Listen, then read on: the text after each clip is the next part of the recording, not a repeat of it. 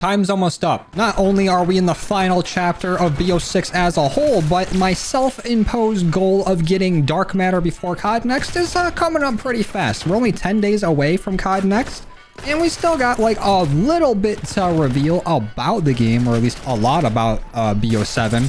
But they've released some few things here and there. And last time we were playing, we were talking about them releasing a week of just zombies reveals, and that unfortunately has not happened. It seems like they've kind of toned that down. I think they even cut that part out of the COD pod, but we did get a few little tidbits of information about zombies, some very interesting ones. One of the main ones being the confirmations of a lot of the voice actors for the returning crew, or like the returning OG crew, which we are getting Nolan North back as Richtofen. Of course, he was already as Richtofen in this game. Oh, there's Dark Spine. Making our way there. We are now 2 out of 33.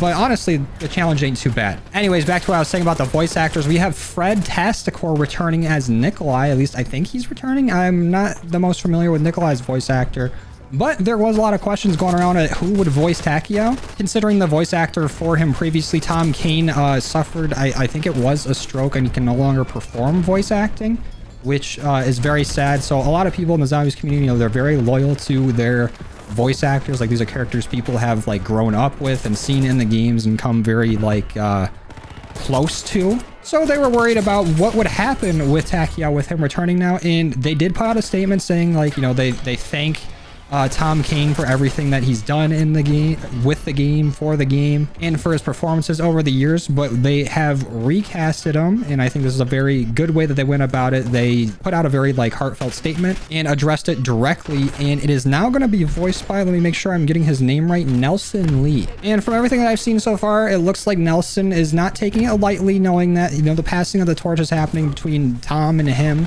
and that he's got a lot of respect for the work that he's done with the role, and he's taken it very seriously. And from everything that I've heard from, or seen that people have actually heard the voice acting from him, says that he's done a pretty good job with it. We also got a few sneak peeks at zombies in BO7, where the first map is going to be called Ashes of the Damned, and we've seen like some pictures, some little teasers of the rear view mirror of the vehicle that you can drive on the map. And in the rear view, and one of the pictures is a bunch of like monkeys running at the car. People are theorizing that either these could be from like the Ascension somewhat teasers that we've seen in some of the like preview images. Like, you might be able to see the Ascension rocket in the reflection of the, I guess people are calling him the Shadow Man, the Hat Man, the Great Voice. So Ascension might be somewhere on this transit-esque map. So they could be monkeys from there. Hopefully they won't take your perks like they do on Ascension. Or people were theorizing that these could be the same monkeys back from Cold War Outbreak that were in those escort vehicles, and whenever they went through like Dark Aether Rifts, the monkeys were gone, but there'd be a different item in that Outbreak vehicle. So I think that would be a cool way to integrate them in. But in the other mirror, actually before we go to the other mirror, I think this one actually had a diner that you could see in the background. And of course, me being a excellent English-speaking person, I put dinner in my tweet about it. So me no spell too good, but I do like that they are bringing back like a diner on the transit-esque map, just for the fact alone that it's going to have like some neon signs in it, because the map does look pretty dark for the Dark Aether, and I think it's a really good contrast with it. Just visually, I think it'll look great. And in the other rear view mirror, I guess a side mirror, I've been calling it a rear view, had a zombie bear in it. We saw it a little bit in one of the other teaser trailers, but this just shows it chasing after the car, and it looks like it's like on fire like a hellhound. So it's like a hell bear, which is an absolutely sweet idea for an enemy. Like, they've been going nuts with like new enemy types, or at least like ideas for them, because we've seen like a zombie T-Rex, a Z-Rex, which I would have never even thought of, and it looks sweet in this game as a boss. But that's just going to be either like a special enemy, maybe an elite. I feel like it should be an elite. I just hope that it don't absolutely tear me apart, unlike some other dead bears that we'll talk about later when we get into our gamer guide to sports talk segment. But one of the most interesting parts of all these reveals is that they kind of subtly changed their profile picture on Twitter from, you know, the Treyarch logo to a new perk icon. And this could be the first like new perk that we've gotten since maybe elemental pop, but people are saying like elemental pop is kind of like the cherry perk that we had in Infinite Warfare, or like melee macchiato is technically the newest perk that we have, but that's also kind of just like slappy taffy. But the image itself is either like a cup or some sort of like herb grinding bowl with like smoke coming out of it. So I'm not really sure what it could be just off of the image alone.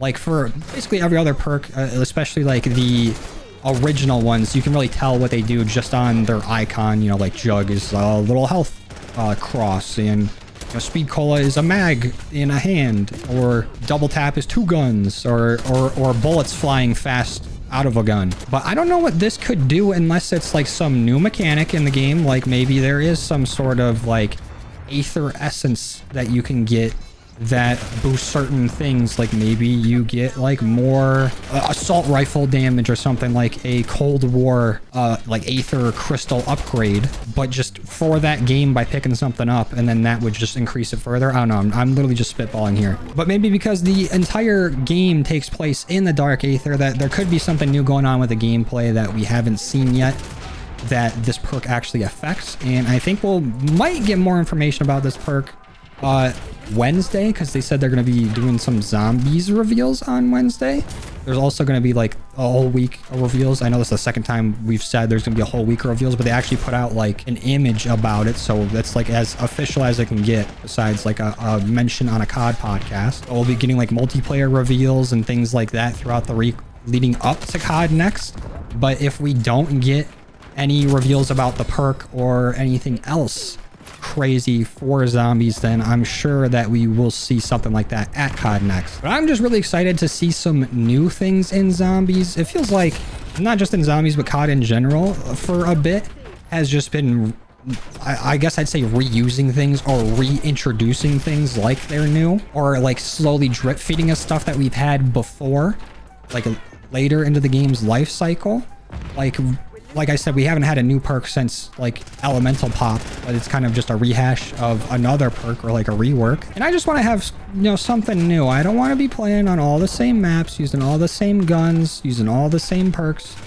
I just want a little bit of a switch up here and there. And that kind of leads me into this debate I was having with myself about the camo grind. And, you know, we are only 10 days away from the reveal of the next COD. I don't have the mastery camo for this COD. And I think that's mainly because the camo grind in this game is very samey. Like, I'm absolutely getting, like, pummeled right now. But even with all this happening, I could still slip and fall and trip into getting Dark Spine for maybe 2 weapons this entire game, because I only need to get a triple kill 3 times. So I could literally just spray around a corner, and I might get 3 people that just spawn there. Like, the camo challenge does not really feel like a challenge in this game, and I still feel very confident that I can get all the way up to Dark Matter before COD Next even happens. Like, just yapping today already, I've already gotten like 3, maybe even 4 weapons Dark Spine. Like, it's the hardest part about the entire camo challenge in this game is just going and getting the 100 headshots. There really isn't a challenge where I felt like, oh man, I really got to set my focus on this and get this done to move on to something else. Like, it's only really been headshots as the like speed bump in the way of getting it done, and you can still get it done, you know, doing whatever. Like, the camo challenges in this game really feel more like a camo chore. It's something that'll just get done without you really even paying much attention to it.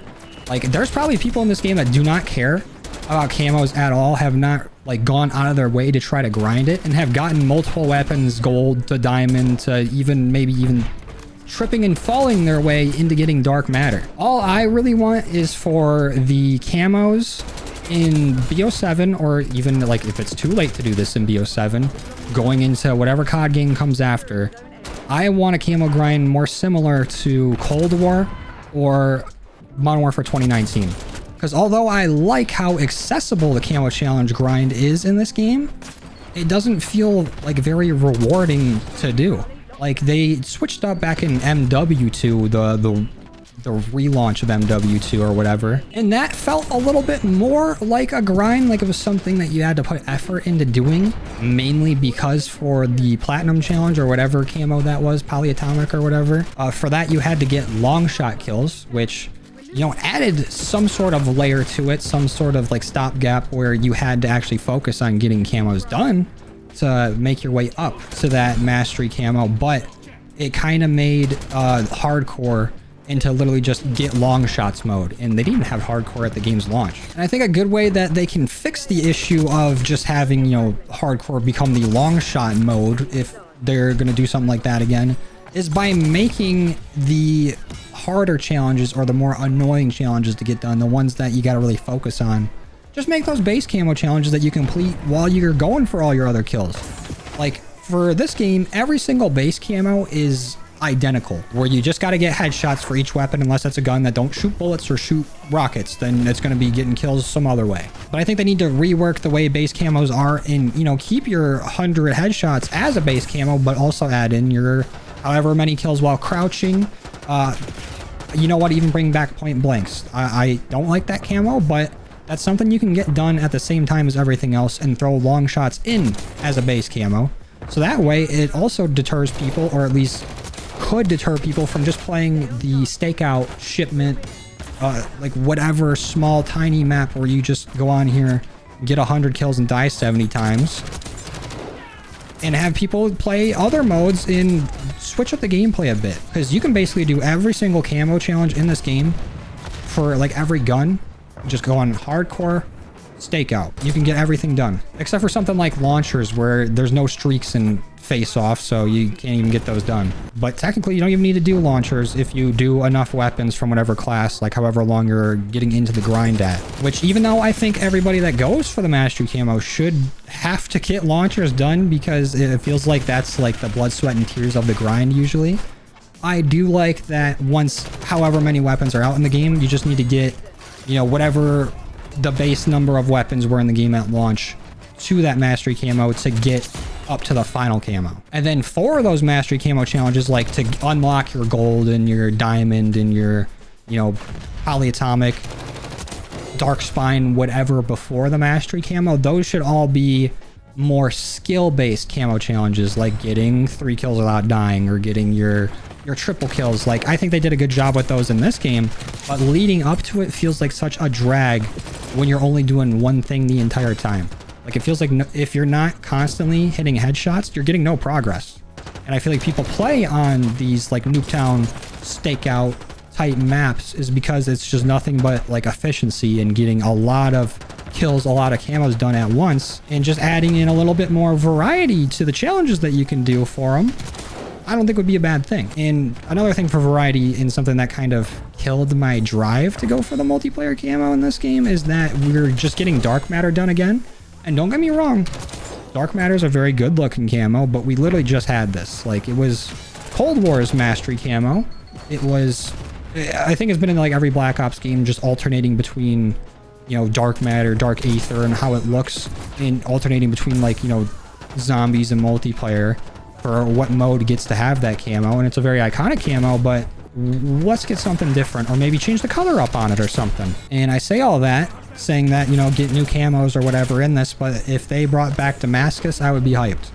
So I would eat my words on that. And there's another dark spine. But I also saw something today from one of the prominent leakers in the scene saying that we can expect either as much or even more post-launch content for BO7 than we got in MW3, which was a lot. Every single week in MW3, there's something new to do. There was a new aftermarket part. There was a new like weekly challenge camo. There's always something going on, something to grind, something to do, and it really kept the game fresh, and I felt like it kept the game alive for longer. Like, there was always something new to look for, and you didn't get like, oh, here's your launch content, a big drought in the middle with maybe some XP event where you unlock like a new assassination or like an emblem or something that nobody really cares about, and then you gotta wait another month for them to do season reloaded to add in another gun that could have been in the game way sooner. Like, it just felt like instead of constant, consistent content going on in this game, that there was just like, here's a content drop of a few different things, and then we're going to take a big break until the next one. And apparently that's coming because they are going to be switching from the engine that the game's currently on to a new engine with the game after BO7. So they're saying like, we're going to have to rework all these assets and do whatever anyways. So get everything possible out that you can. And then we're going to go and get everything new going into the next COD. And I'm all for it. I was a big proponent going into BO6 saying that like I don't see how the next game lives up to this level of like post-launch content because MW3 was just nuts. And I think they're starting to realize that people like that and they want to go ahead and do that a bit more. And this is just what I'm talking about here. In just this little yap session I've had for the last 30 minutes, I've gotten 6 guns Dark Spine and almost have a 7th. So we almost got an entire weapon class Dark Spine in under a half hour. And if I could really have it my own way with these camos, I would want something like the prestige camos from MW3 to come back, combined with a little bit of the challenge element of Obsidian from Modern Warfare 2019, where you still have to get like a good amount of kills for the weapon, but at least people who like aren't going for the mastery camo, or you know, just kind of like using the same gun wherever they're playing, like they just have a favorite gun, they want to use it, they could earn something to show that like, yeah, I'm like a master of this weapon and I use it a lot. Like I think they're already having like a sort of prestige system or like kind of upgrade system for like equipment and things like that. I think bringing back the weapon prestige camos and especially having them early on into the game's life cycle would be nice, because that'll give you something to do if you go and you grind the mastery camo right away. Or like I said, you don't want to grind the mastery camo, you just want to use the guns that you like. It would give you something to go out and get.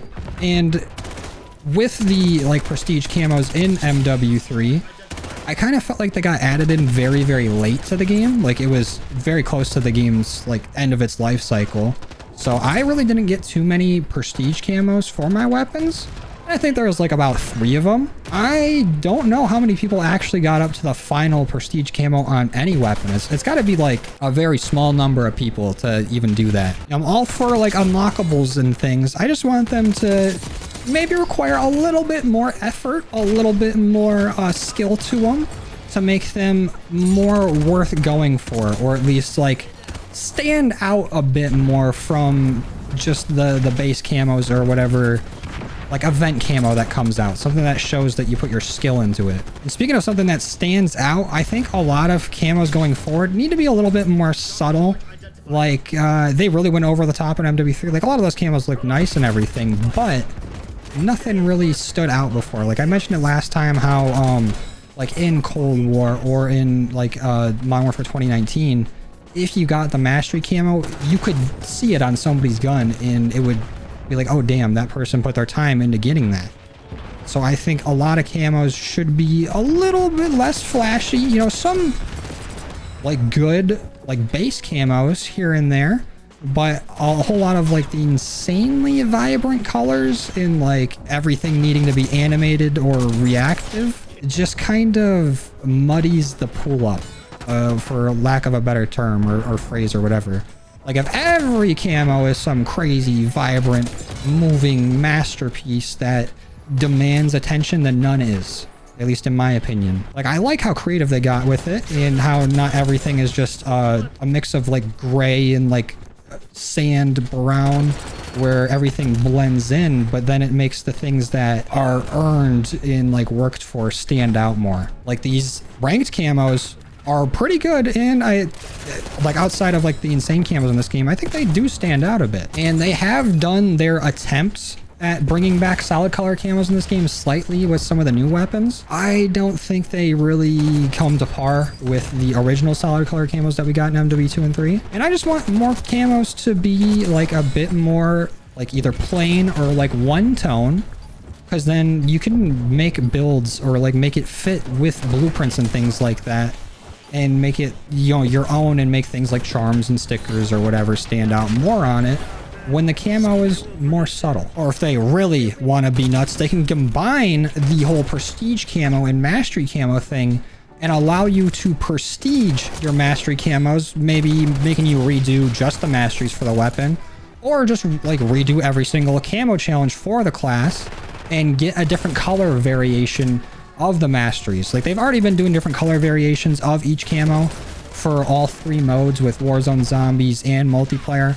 I don't expect them to make like different unique designs for each single mode, at least for all the base camos, but it would be cool. Like, you know, having their own unique camos and everything is great, But for somebody that still wants more to do in a specific mode, they should be able to prestige that mode's camos, go for it again, and then get a different variation of it. Like, what if we got blue dark matter, or, you know, a green Damascus or something like that? Like, just changing out one of the main primary colors of the camo, I think would be sweet. Because then for people that like to grind out camos, you know, the nuts, the freaks that get it done within like the first week of the game, they could still have something to do for the rest of the year. Like, it's not done with that. But I don't know, that one's kind of a pipe dream. I've been saying that for a few years, and I don't think that's something they do. But we've gotten close with those prestigious camos, so maybe it's not 100% out of the question.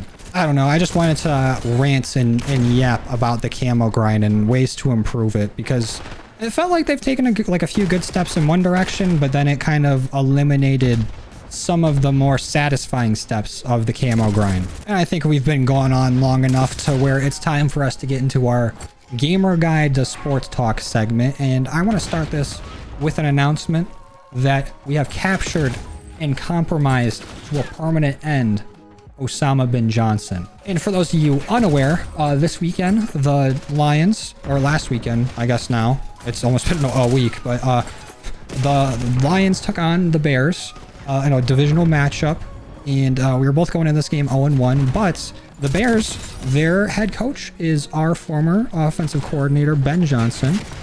And, you know, last year and the year before, a bunch of Lions fans were, you know, making up false things about Ben Johnson, like, oh, this guy punches puppies, and like, he spits in food and then gives it to like homeless people or whatever, to try to, you know, jokingly tarnish his name so that other teams wouldn't hire him so he could stay with us.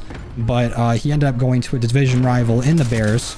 So I've seen a lot of people start calling him Osama bin Johnson, and I think it was pretty funny. But the whole like narrative behind, you know, the Lions and everything after the week 1 loss to Green Bay was that, you know, we're nothing without Ben Johnson. He made our whole offense. We are absolutely screwed without him and Aaron Glenn. But turns out that it wasn't us who needed Ben Johnson. It was Ben Johnson that needed us, because we absolutely smoked the Bears. It was like, what, 52 to 20 something? It don't even matter. We dropped a nice little 50 burger on their heads. And yes, I did say we. I am part of the team. I saw somebody get pretty upset about that in the comments last time.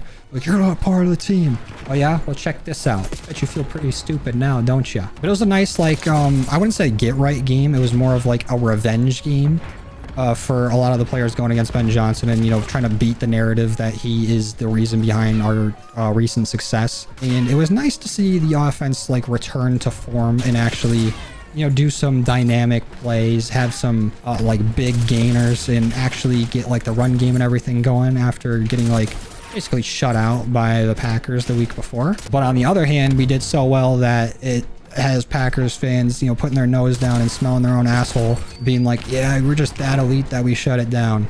And, you know, they could be, you know, I'll give them that. Very well could be.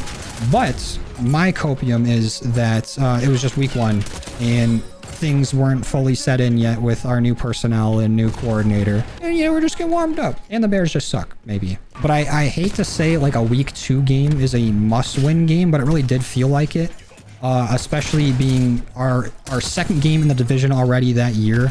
And if we started out losing 2 games in the division and just having no wins going into the 3rd week, going against the Ravens, which we were playing on Monday, it would feel like the sky was falling. Because last year, I mean, like, I didn't think we're gonna have the same record or like, you know, be able to go undefeated in our division like we did last year, or win like another 15 games. Like, that's just an insane amount of games, and to sweep your whole division is nuts. So I wasn't like expecting that going into this year, but to lose back-to-back divisional games and go into like going against like one of the best teams in the NFL in the 3rd week would just be not very good. Now, going into this game, like the worst, or going into the season, the worst loss that we've had in the past few years, at least like regular season loss, has come against the Ravens, where they absolutely like smacked the shit out of us. We couldn't do anything. It was like a miserable experience watching it. And then the Packers, it felt kind of like that when we played them week 1. And now we get to play the Ravens again for the first time since they smacked the shit out of us like a year or two ago. And they are an insane team. Because it doesn't matter how much planning you do, how like what you scheme up. You can know their playbook by like the back of your hand. You could have it in your hands during the game. You can't really practice for Lamar Jackson. The guy's just an absolute freak of nature. He is like in my opinion, maybe the best player to ever play quarterback in the NFL, or at least like athletically. Like you can't really do anything to completely shut him down if he's on his A game.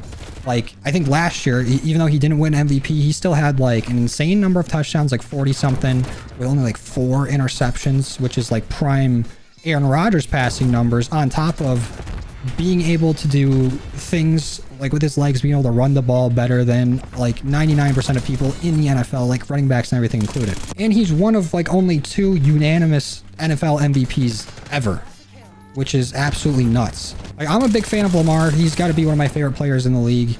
And I really hope that he does not have a good game come Monday, because we really don't play well. The Lions don't against mobile quarterbacks in general, because we play a lot of man coverage. And in man coverage, when every single person like in coverage is just staring at, you know, their man, you have nobody really looking towards the quarterback. And even if everything's perfectly covered and we even get like good pass rush, you can just roll right out and turn that shit into whatever he wants. And then if you play just to contain the quarterback, then he's going to have all day to pass the ball. And then he's already shown that he can tear apart like any defense with his arm. Like, I don't know how he went so late in the draft with every single team passing on him, including the Ravens, with them having to trade back in to draft him all those years ago. I think it might have been at a time where teams were still scared of having like a mobile quarterback, and how they would, you know, be more susceptible to injury. But the guy is just such an insane talent that it is terrifying to play him. And then when it comes to their defense, the Ravens always have like a crazy defense. I hope that, you know, whatever the Packers did to shut us down, like whatever scheme they had, that they can't emulate it, or like maybe it was a 1 week thing and we figured out how to, you know, fix whatever had us so caught up in week 1, and we can continue the offensive success that we had against the Bears. But they're a much better team than the Bears. They are, you know, a contender for the Super Bowl in the AFC. And I think a game like this and a win against a team like that would do like insane for our team. And even if it's like a close game like a few years ago against the Bills, where it's just like a shootout, where it's just nothing but insane, you know, offensive plays, score going up like crazy. I just want to be able to, at minimum, compete with them and show that we're on that level still as a team, and that we can go and deliver and show up in a game against one of the top teams in the league. And it is still early in the regular season. You know, we're only on week 3, so I don't want to say like regular season games don't matter or nothing, or like a loss like this would really set us back. I don't think it would set us back a huge amount, but I think it would do a lot for like momentum and like team confidence going into the later parts of the season. Because we've all seen teams like get hot and early in the season and then absolutely fall off a cliff later on. Like I think just last year the Saints went 4-0, everyone thought they're on top of the world, and then they didn't win a single game after that or something like that. Oh, and I think that's our last SMG. Let's see. So we got all these ARs done and all of these SMGs done. So we went from 1 out of 33 to 16 out of 33 in just about like an hour and a half. That's not too bad. We got 2 of the largest weapon classes done, with most of the weapons in those classes done. We can go and get more of them done if we really need to skip a few weapons here and there, like the launchers and the melees could be a little bit of an issue to get triple kills on, but I still think we're good to get dark matter before Cod Next happens. Anyways, I'm going to go ahead and get out of here. Thank you guys for watching. I truly appreciate our love and support, and I'll see you in the next one. Later.